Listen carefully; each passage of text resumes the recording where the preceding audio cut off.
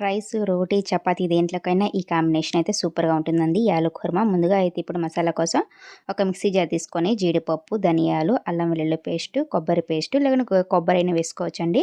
కొంచెం వాటర్ వేసి మెత్తగా అయితే పేస్ట్ చేసేసుకోవాలా. ఇప్పుడైతే కడాయి పెట్టేసుకొని కడాయిలో కొంచెం ఆయిల్ వేసేసుకొని కొంచెము బిర్యానీ స్పైసెస్ అన్నీ కూడా యాడ్ చేసుకోవాలా. సన్నగా కట్ చేసుకున్న ఆనియన్సు, పచ్చిమిర్చి అన్నీ వేసి కొంచెం లైట్‌గా ఫ్రై చేసుకోవాలి. ఇవన్నీ కొంచెం ఫ్రై అయిన తర్వాత టమాటో కొంచెం కరివేపాకు కూడా వేసుకొని మొత్తం అయితే ఫ్రై చేసేసుకోవాలా.